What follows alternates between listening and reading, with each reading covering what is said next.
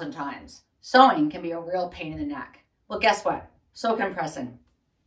My name is Rose Parr, and I'm the author of So Healthy and Happy, Smart Ergonomics, Stretches, and More for Makers. I am certified in personal training, ergonomics, nutrition, other areas of health and wellness, active aging, home economics, and a few other areas as well. This little book looks at all areas of your sewing studio, your sewing room, your kitchen table, whatever it is for you, and how you can make it the most pain-free and ergonomic area to use. Because the more that we sew and cut and press pain-free, then the longer we can sew and cut and press. And my goal is to sew to 100. That is my goal. So this book looks at the ergonomics, lighting, studio setup, a little bit of health and wellness tips for anti-inflammatory foods, a couple of recipes, lots of great stretches. And the stretches are all stretches for quilters. And what that means is you don't have to get on the floor for any of them. And there's modifications depending on your current flexibility level and as well too. So one thing that I talk about with different groups is their baseline ergonomic angle. Because once we have that, then you can figure out everything in your sewing area and how it's going to set up the best way for you.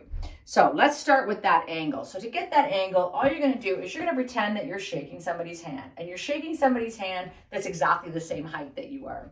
And so you've got your elbow close to your body and you're going to shake their hand. Now, if it's difficult for you to have someone around to help you measure that, one thing you can do is just pin or tape a tape measure to the wall and then bring your arm down and over, and then you'll get your number. So I'm 39 inches. So that is what works for me. Now, not everybody that's 5'3", I'm 5'3" in shoes, and you're gonna wear shoes all the time, don't get me started. But not everybody that's 5'3" is going to be 39 inches from the elbow or the flat of the hand to the floor. I'm short-waisted, I have short arms, so do your own measurements so you know.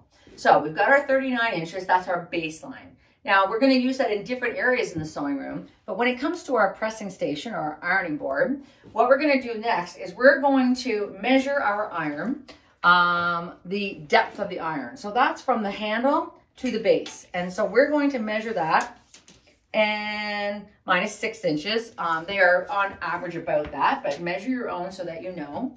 And because what we want is when our that ergonomic angle, when it comes out, we want it to come out to the top of the iron, not to the top of the ironing board.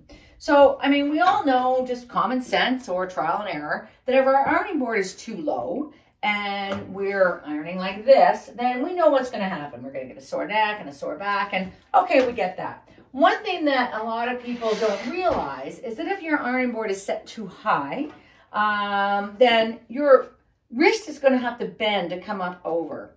And whenever your hand comes up over, your shoulder comes up as well too. And so then it's going to scrunch up. So this is a little bit exaggerated. Most people would be like, oh, I'd never have my ironing board that high. But even if it is just a little bit too high, you will still end up getting the bend in your wrist. And what happens is anytime you have bends in the body, then you're disrupting circulation, you're disrupting blood flow. And anytime blood flow is cut off to an area, it's not going to be numb, it's not going to be pins and needles, but it will disrupt circulation enough there that over time, it just sort of opens the pathway for different conditions and things to settle into the body, all over the body. And so in this case, it could be a repetitive strain injury or something similar. So just keep that in mind. Every time that you disrupt blood flow or you disrupt circulation, you're just making it that much easier, and it compounds and compounds until then you have a problem. So if my baseline number here is 39 inches, my iron is 6 inches, then 39 minus 6 is 33. So in a perfect world, my perfect ironing board height would be 33 inches high. And so I'm there, I'm coming out, I'm 33 inches, that's pretty good. Now, and that way I can iron and not be bent over and not be coming up over. If your ironing board doesn't have, say I need 33 inches. My ironing board doesn't do 33 inches. It doesn't have the adjustment for that. They do have a limited number of adjustments. Pick 32, not 34. It's okay to be that little bit lower. Sometimes it's even better to be that little bit lower. Never be a little bit higher. So even at 33, and that's my number or whatever, I still like to have mine at about 32. Just that little bit. Just, you want it low enough so that you're never coming up over, but you're never bending over it either. And that way, you won't be in pain when you're pumping iron. Okay, so you've been sewing, you come back over to your ironing board and you're gonna do some pressing, and guess what? Your iron has cooled down. All right, so instead of just standing here and looking at it and waiting for it to heat back up again, why don't you just use this opportunity to do what I like to call spontaneous stretching. So whether that's just a few shoulder rolls, whether it's some handshakes, whether it's, you know, some high knees, what have you, just do something to get that blood moving again, because you've been sitting and you've been sewing.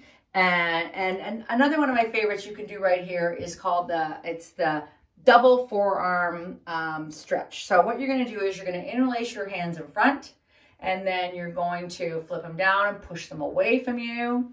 And you may just stop right here, and that's great. And you're going to hold for 10 or 20 seconds. That's fine. Another thing you could do, though, is you could bring this up and over, and you could grow nice and tall. That's great, too. And then you could come over to the side. Great. You're breathing. And back up. And over to the other side. And then now you've just gotten a nice, great stretch. And you can carry on. And you can get through that nice big fat quarter bundle. Okay, so let's say you've got that full fat quarter bundle or a whole bunch of half square triangles or whatever it is that you want to get through. Pull up a chair. So you might find that when you pull a bar stool up to your existing iron, that the height may or may not work for you right there. As you can see, this is I'm having to come up and over, so I need to adjust that down just a little bit.